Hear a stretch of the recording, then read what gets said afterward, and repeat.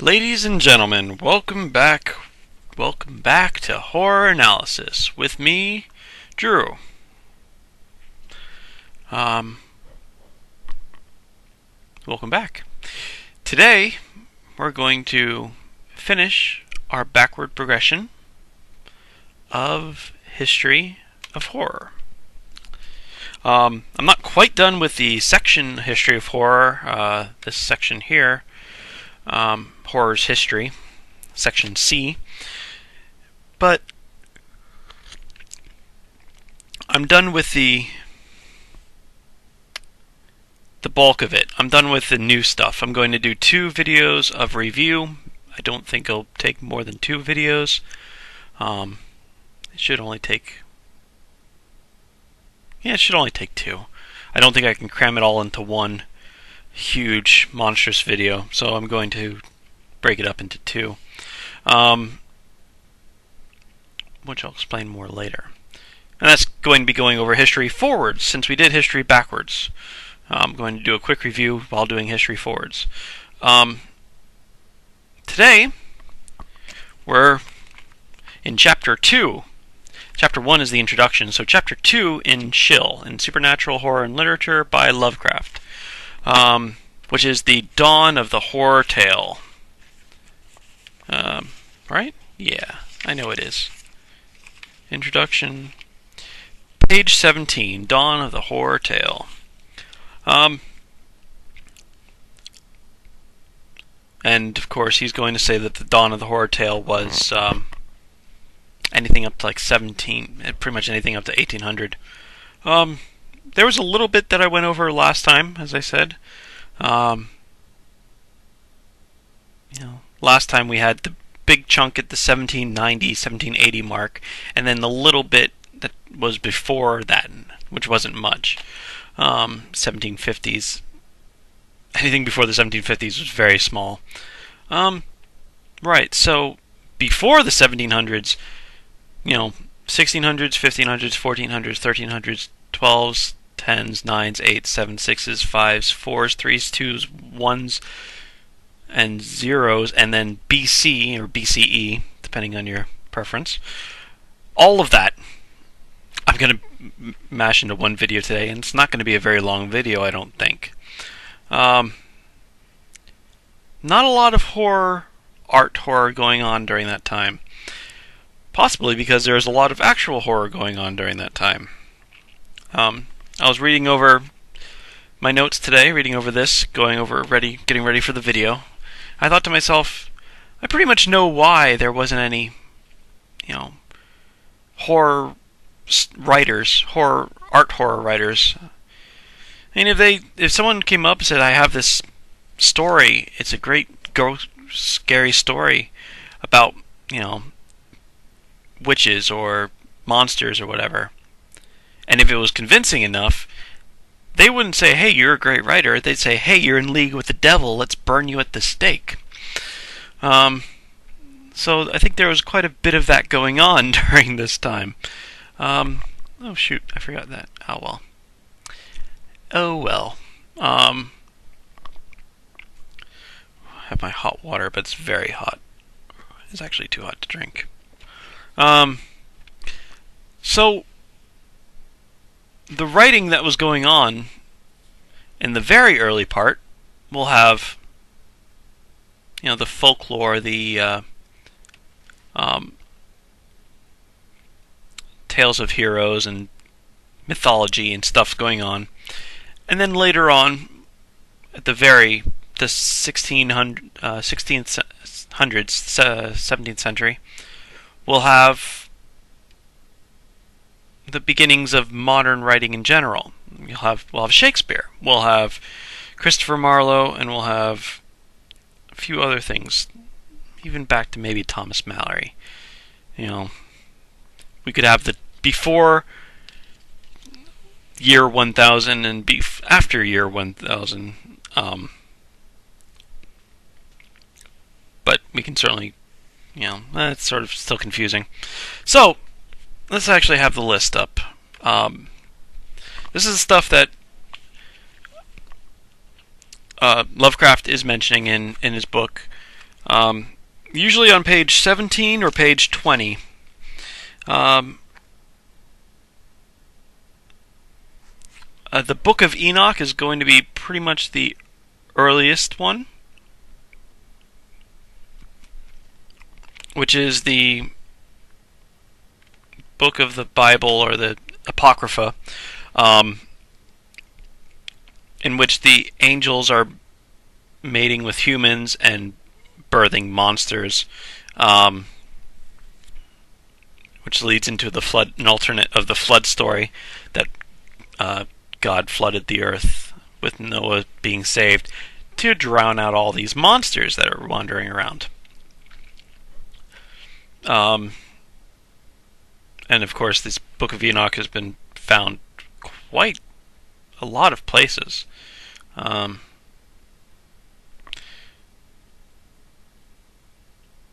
Yeah, this one was actually pretty much verified as being 300 BC area. The next one down, the Claviculi of Solomon, which is, if you're looking this one up, you can find all these online too.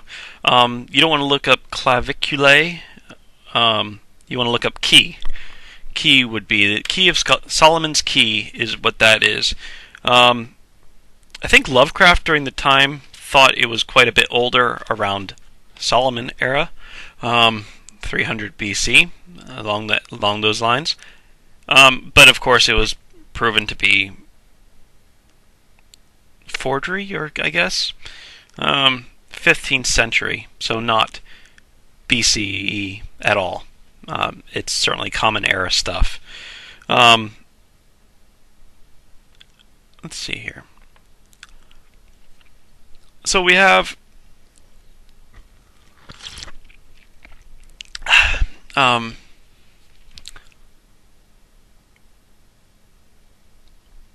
that would be the Christian tradition, or the Judeo-Christian tradition. Obviously Judeo-Christian if we're talking about BCE. But the Key of Solomon would be common era.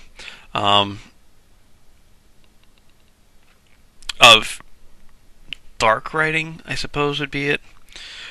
There's also the Roman era. Pliny the Younger and Petronius, which would be both Romans. The Satyricon by Petronius, he has it on page 20. He talks about the werewolf story that's in Petronius. Oh, I forgot about this one. Hold on. There's a werewolf story in Petronius, and I did listen to this. You are able to find this on LibriVox if you wanted to go listen to the audiobook version.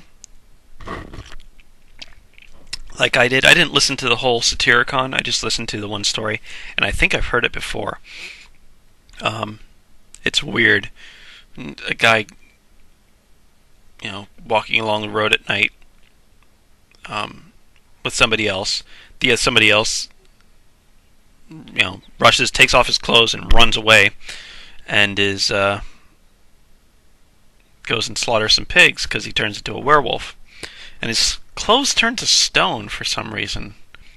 I think that's right. It's been a month or so since I listened to it. Yeah, I think his clothes turned to stone. I was like, "What's that? That's new." Oh, there's one that apparently I missed this, and one I'm not familiar with at all.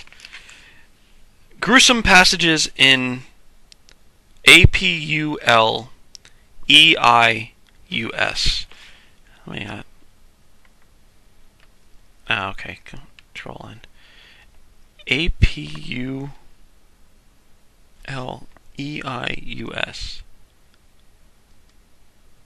Oh, it's in Metamorphoses?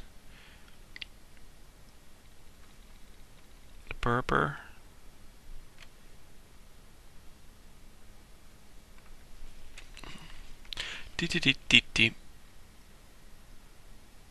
Oh, the Golden Ass, which is kind of famous. The Golden Ass is a Roman era work of mythology and stuff. Kind of like the Metamorphoses, it's that sort of genre. There's some gruesome passages, apparently, that I didn't notice. So that should be on the list as well. Okay, there's a brief... this is the Pliny one. Petronius died in 66 Common Era. Pliny the Younger, rather. And Philemon and Machates, if that's the proper pronunciation. Lord, I don't know. But that is the... They're both referring to the same thing, and it was kind of confusing. I'll read out this paragraph because this paragraph is kind of confusing. Alright. The brief but celebrated letter of Pliny the Younger to Sura, and the odd compilation on the wonderful events by the Emperor Hadrian's Greek freedman Phlegon. It is in Phlegon that we first find that hideous tale of the corpse bride Philinion. Oh, I spelled it wrong. Philinion and Machates. Alright, so I'm on a roll today. It's Philinion, not Philemon. No wonder I couldn't find it. It's Philemon online, which I wasn't really able to find any information on this one either. Let me try Philion.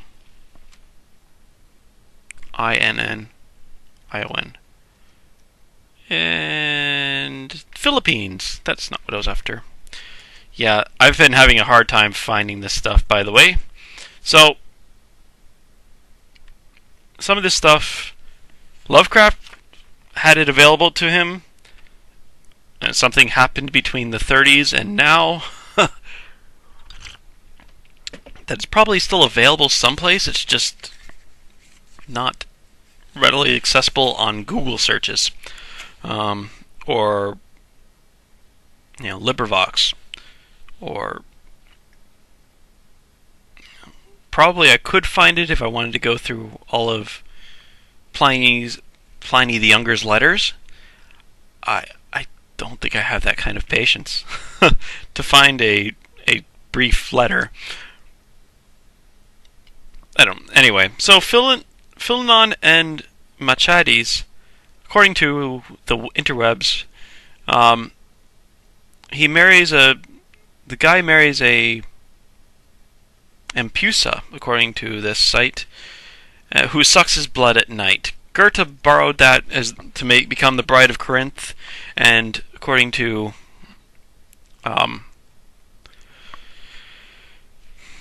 the German student is also, according to Lovecraft, also from this Philinion and Machates.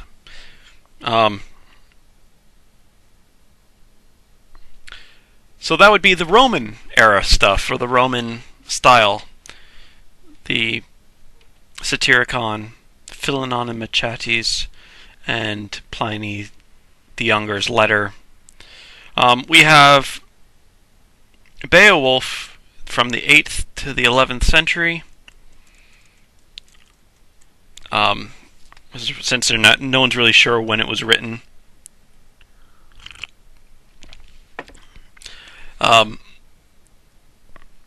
And then you have that, of course, would be Nordic or Germanic.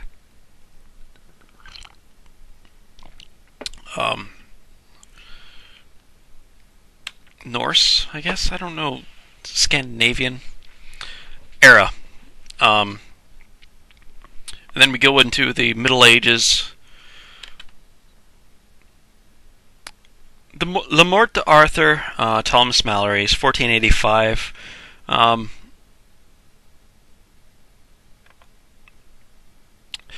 What did he had? He had The Ghost of Sir Gawain, The Sword and Silk from the Corpse in Chapel Perilous by Sir Lancelot, and The Tomb Fiend is seen by Sir Galahad. So it's got some creepy stuff in there.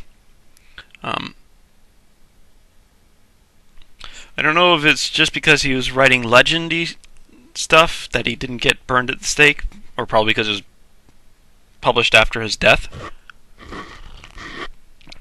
He could get away with stuff like that. The next one would be the first Faust story, 1587, called Faustbuch, German, published, written by Anonymous. So, about this time we're dealing with, not a lot of authors calling attention to themselves.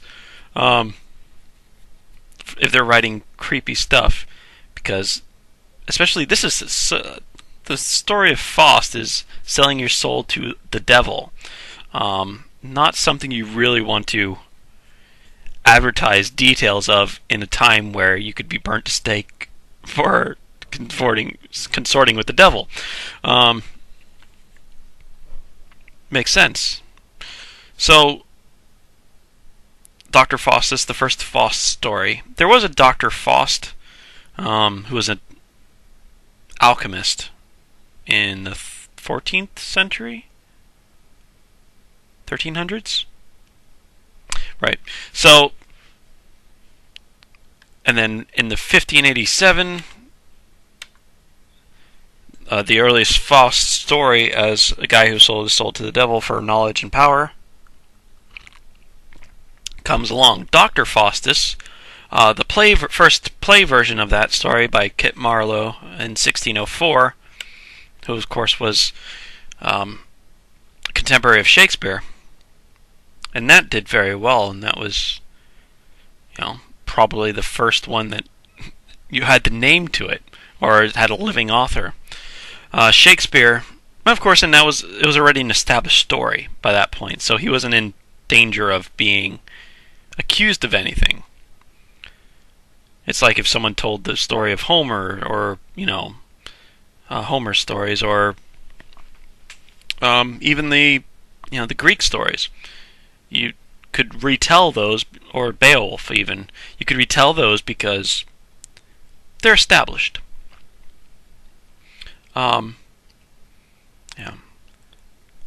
Should I go over any of the plots of these? Book of Enoch I did mention. I don't know much about the Solomon's Key. Satyricon, the werewolf, I did mention. Philemon and Machetes is the guy who's married the corpse. It's the corpse bride idea. Beowulf, I'm assuming that most of you know the plot of Beowulf. Grendel is the monster, and then Grendel's mother is also the monster. And Beowulf fights them, depending on whose version you're on. I recently watched the Neil Gaiman movie version of Beowulf, and I kind of enjoyed it. I think I prefer the what's her name? Sarah Polley version, Beowulf and Grendel. And I prefer Neil Gaiman's updated book version in Fragile Things, which was cool. And it was kind of a sequel to American Gods. Anyway, we're getting off the topic. But Beowulf, the original. Oh, and I also liked the 13th Warrior, also based on Beowulf. Another good one. More actiony.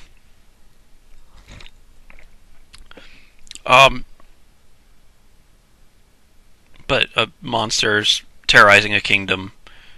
Guy sends for Beowulf. Beowulf fights the monster, etc. Thomas Mallory, I did go over the Ghost of Sir Gawain, the Silk from the Corpse, the Theft of the Sword and Silk from the Corpse in Chapel of Perilous by Lancelot, and the Tomb Fiend seen by Galahad. I did mention those. Faust, I mentioned, and now we go into Shakespeare. Not a lot horrific in Shakespeare. Hamlet's ghost never really scared me.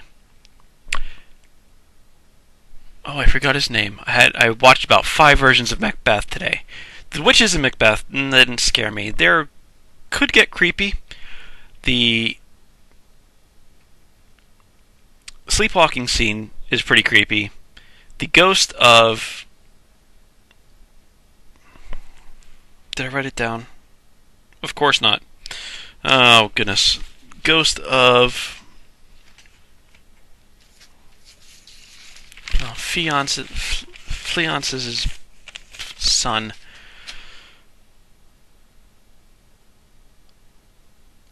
Oh my god, I'm gonna go crazy here. I gotta look it up. Sorry, folks. Banco's ghost. I didn't even get a chance to look it up. I remembered it first. Most versions I was able to find online didn't scare me at all. They're really bad versions of Banco's ghost. The one I grew up with, the one I watched a couple of times as a kid, it actually has Kelsey Grammer in it. Frasier, for those who don't know. Kelsey Grammer played Lennox. He wasn't the main character. He wasn't Macbeth or any of the big ones, but Lennox is a pretty big character. And Banco's ghost in that creeped me out. Of course, I watched it when I was far too young to understand most about Macbeth, because it's a pretty dense story. I think the witches were pretty creepy in that too. Maybe not. But Banco's ghost just creeped me out. Oh, it was creepy. There are some other Banco's ghosts. I went through about 6 of them, trying to find something creepy. There are some that were alright. Most weren't. Patrick Stewart's was kind of disappointing.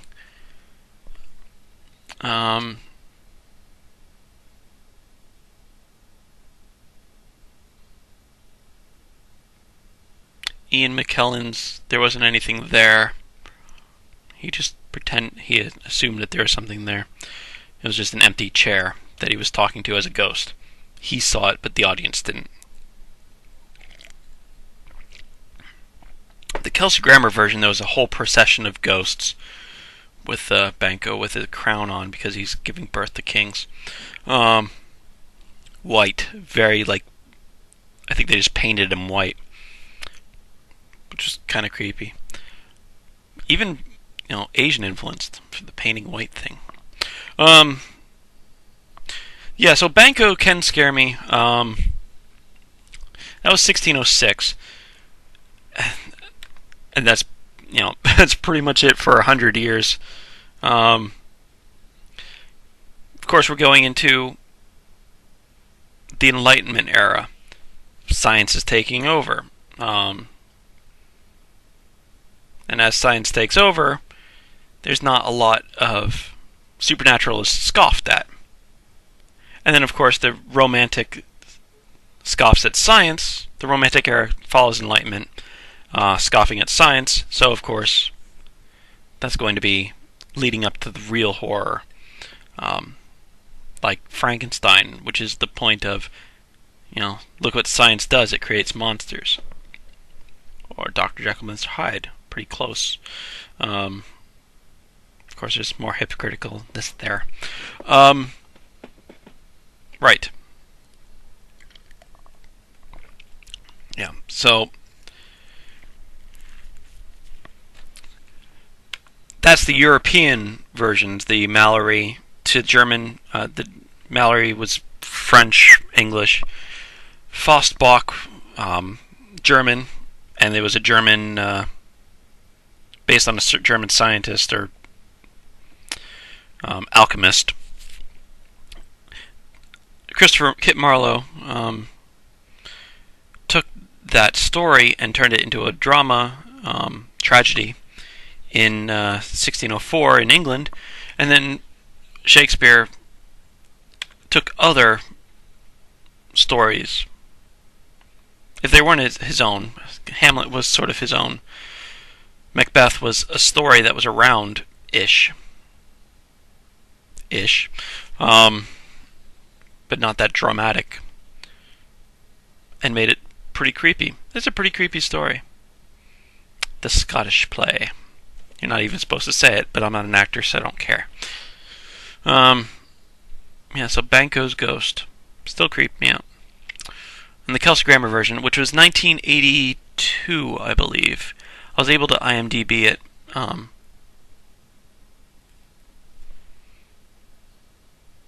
It had, of course, it had good performances by everybody, I'm sure, but the only real name that people know during that time is Kelsey Grammer. And it's like 5 years before Cheers came out, which would be where Dr. Fraser Crane started, where Kelsey Grammer became a name, or a well-known face anyway. So, yeah, it's a very slim pickings before 1700 because you ran a risk. I think there's a risk involved in telling these stories. Roman era, you're fine. In the ancient, in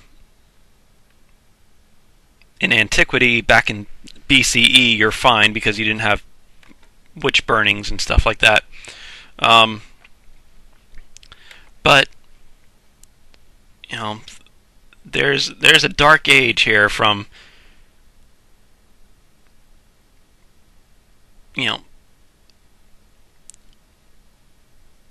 from the 100 Common Era to the 8th century, which is 700s, or the 11th century, depending on when you want to say Beowulf came out. And then that's not really Christendom, being that it's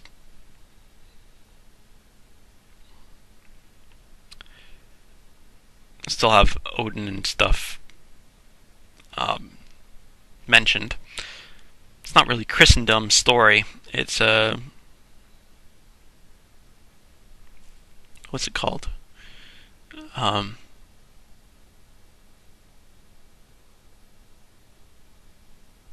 can't remember. Pagan, I guess, would be the proper term. It's a pagan story, at least in part. The Neil Gaiman movie version, of course, had a lot of Christishness in it. And then after that, you don't have anything until Mallory.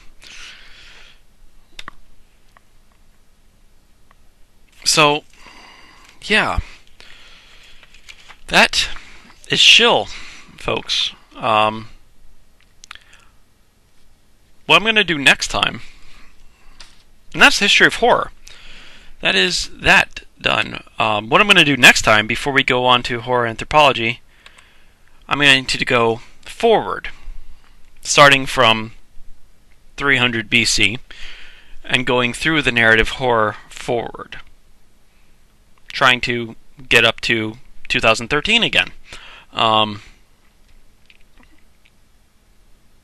having,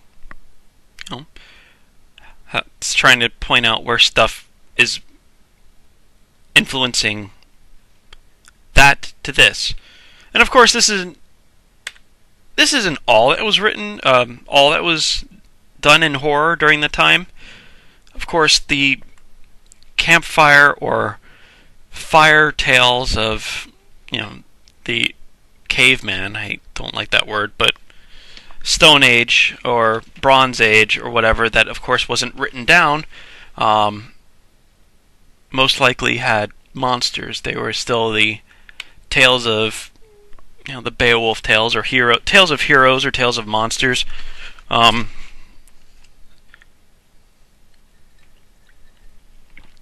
It's just that they weren't written down, or they didn't survive if they were written down. So, the earliest we have would be the Book of Enoch, which is available online. I couldn't find it on audiobook version, but it was a quick read. The passages that mean anything were even quicker read.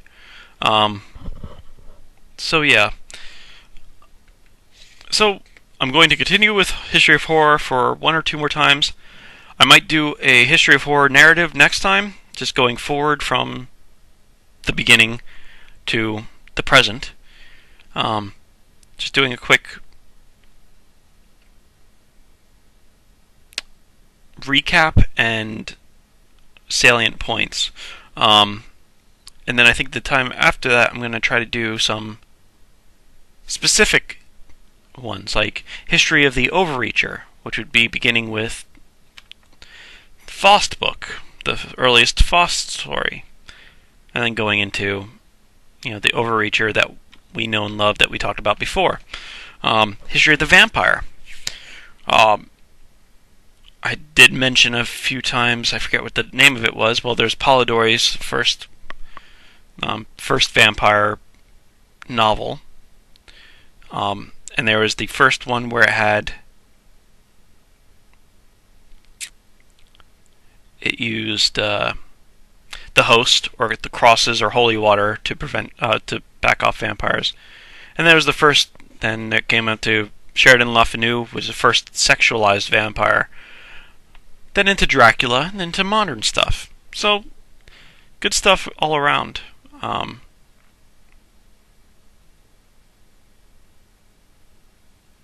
Yeah, I'll go into more detail on that one for one of the videos. Or if it's really short tomorrow, I might just do, for the next video, it's probably not going to be tomorrow, I'll probably just do all the forward histories in one. We'll see. This was a very short video, 30 minutes, bit over 30 minutes, for 18th centuries, 19th centuries, but there wasn't much going on. There are still campfire tales, and of course that influenced a lot of people, but since they're not written down, we can't tell when they were done.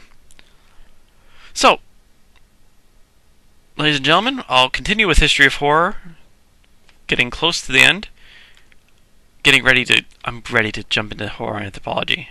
I really am. So History of Horror next time. My name's Drew. Thanks for watching. Horror analysis. And I'll see you next time.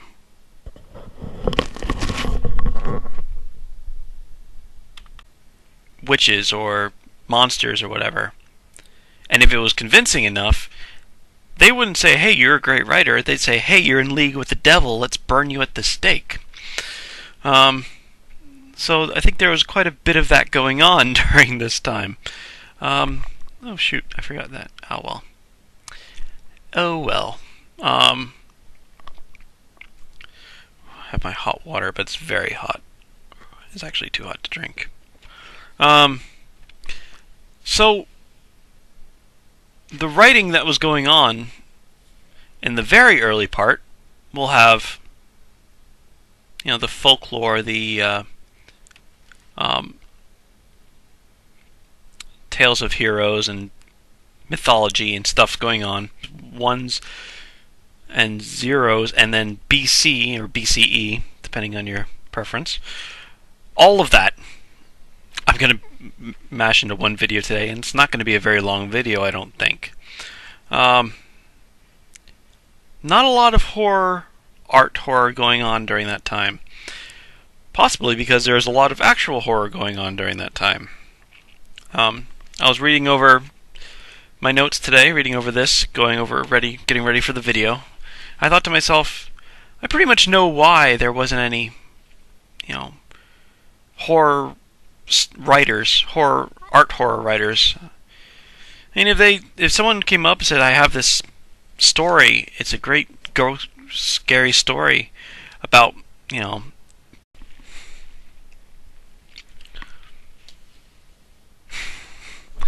Ladies and gentlemen, welcome back to Horror Analysis with me, Drew. Welcome back.